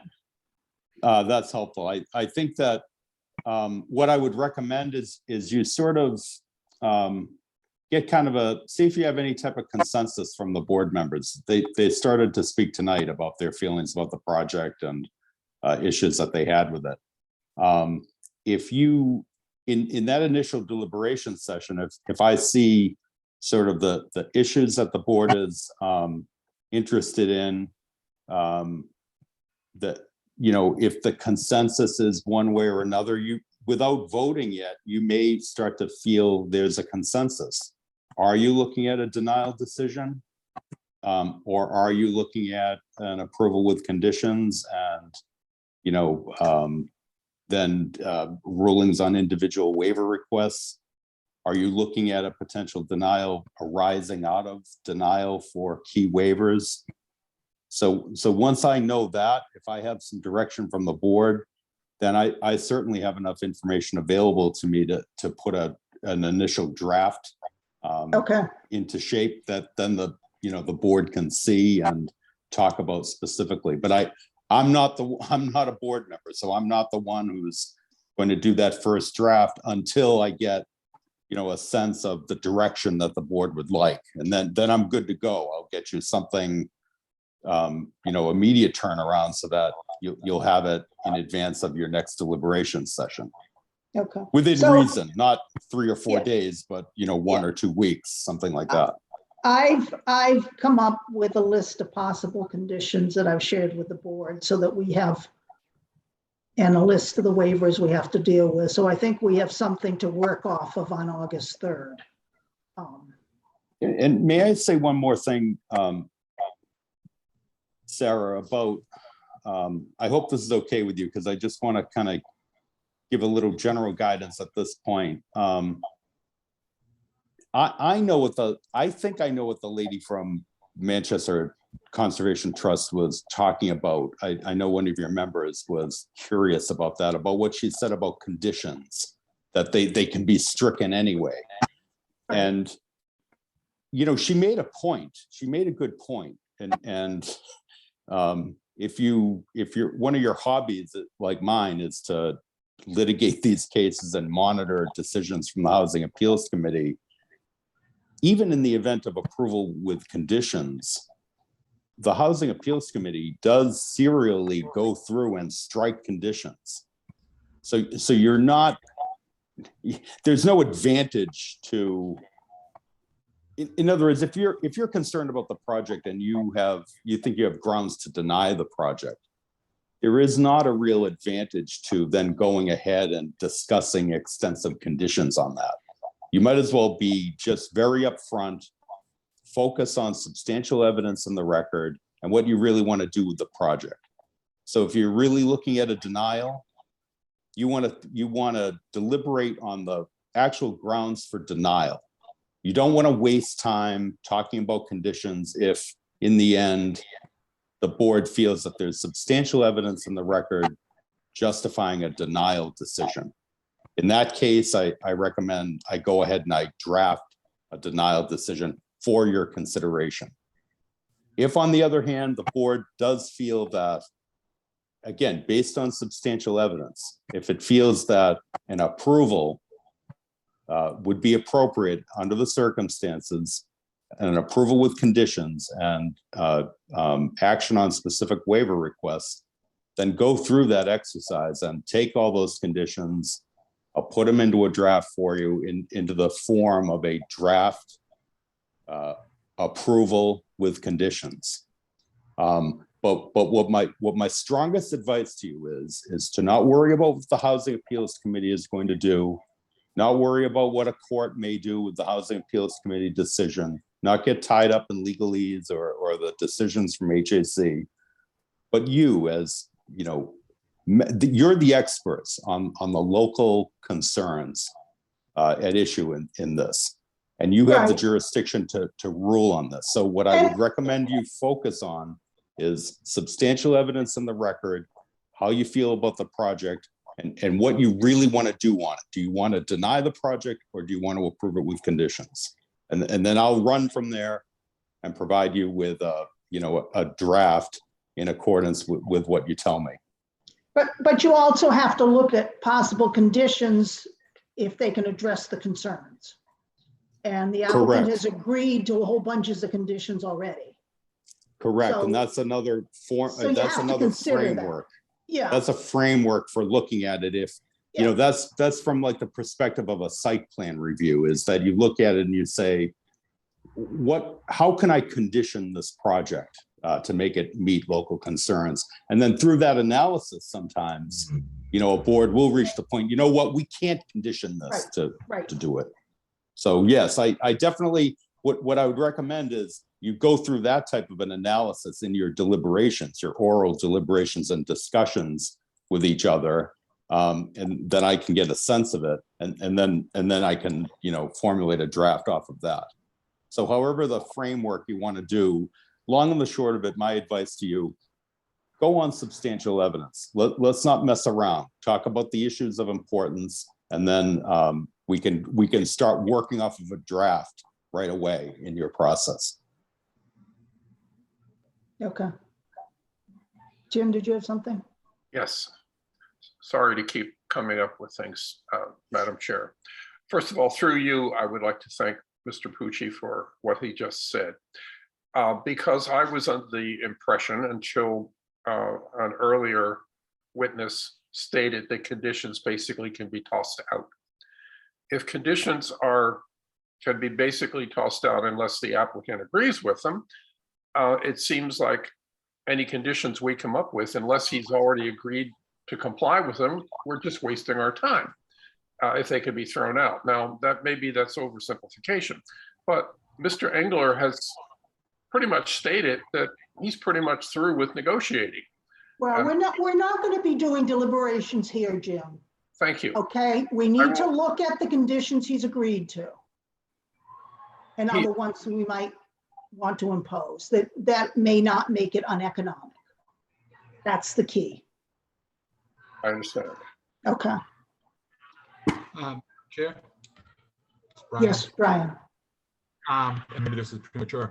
Can we discuss the possibility of going hybrid for these next meetings in as much as public hearings are closed? I think that a lot can be accomplished if we're all sitting in the same room. Well, we can try for room number 7. I think that's easier to use than room number 5, but I have no clue how to do it. I'm sure we can get some help out. Yeah, I mean, you know, everyone's leaving this stuff to me and I know nothing about Well, no, and I appreciate that. but And I'm that's sure my that someone in challenge. town hall- I'm sure there's someone in town hall can I'll help us talk with- to Sue Croft. I appreciate that because I think that a lot more can be accomplished if we're all sitting in the same room. I agree. I agree when we get to deliberations, but I think that, you know, I need somebody with technical knowledge to help with the kinks. Madam Chair, what is the timeline? We have 40 days to reach a decision, which is Labor Day. So we have to get it done before Labor Day. And then there's 14 days to file it with the town clerk.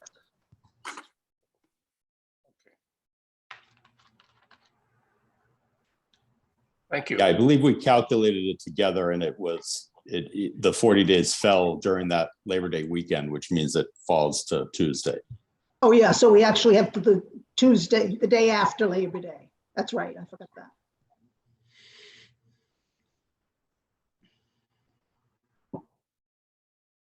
And that's to render a decision. And as you said, noted, Sarah, then you would take the written decision would then get filed with the town clerk. And it's my understanding your normal procedure is to designate someone to sign the written decision. That would be fine to do as well. Yeah. It's logistically easier that way. Right, So we have until September 6th. right. Thank you. I appreciate that.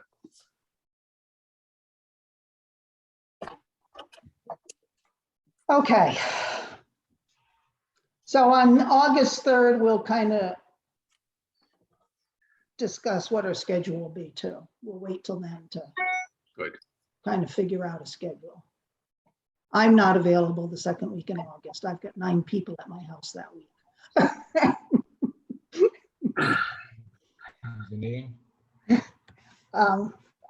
Okay, so let's move to the review of minutes. All set with council, Sarah? Yes, thank you. Great to see you all. I'll see you on the 3rd. Thank you for accommodating me. Thank you.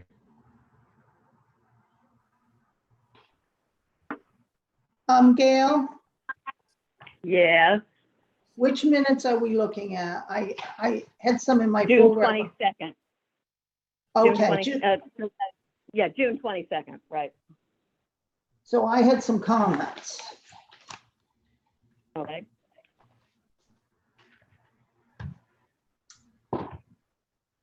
But my minutes lost their slot. There they are, okay. So for the June 22nd minutes, on page 4, the paragraph above the PDF symbol, it says Arcadia Farm stand, it should be Utopia Farm. Oh, I guess I was in New York that day. And then on page 5 at the top, the next to last bullet, it's not a natural play area, it's a nature themed play area. Thank you. And then on page 7, the end of the second paragraph, end in the motion, you say back and downlighted, it should say backlit or downlight. backlit or downlighting. It's one or the other. Got it. Oh, I thought it was both, No, in the back and down. no, No. they're two different things. Okay. So backlit Or Or down. downlighting.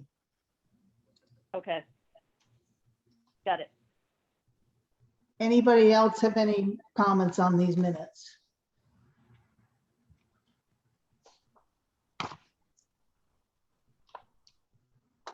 I'll make a motion to approve the minutes of June 22nd, 2022 with my changes. As amended. Do I have a second? Yes, second. Jim seconds. Any discussion? Take a roll call vote. Catherine?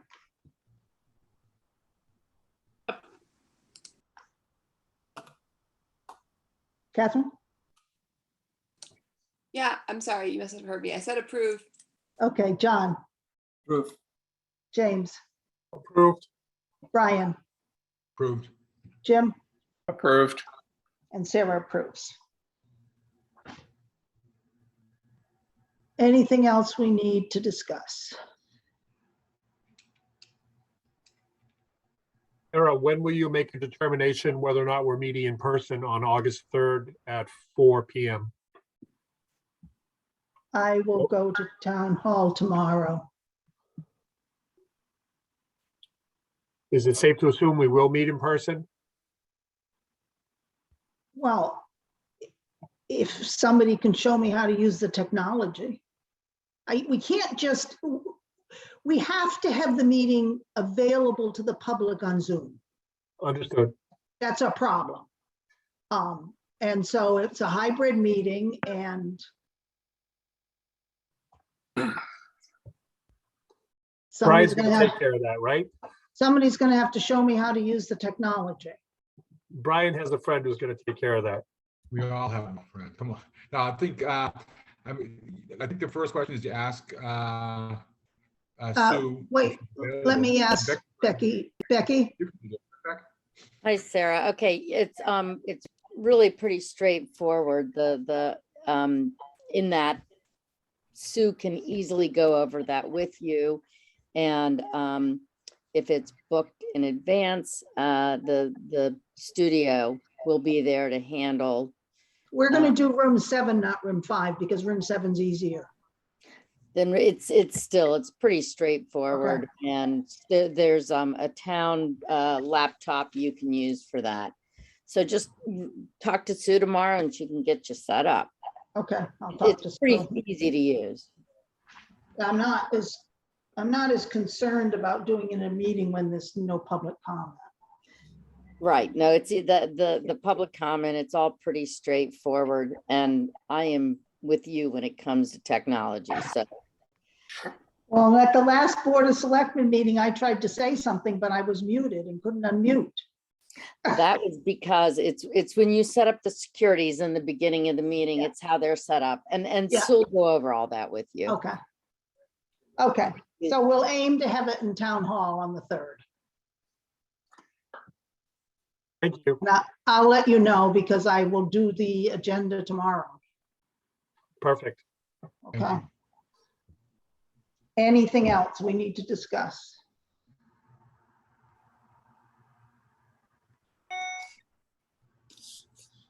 Good here. I'll make a motion to adjourn. Second. Need a second. Brian seconds. Roll call vote. Catherine? Yes. John? Approved.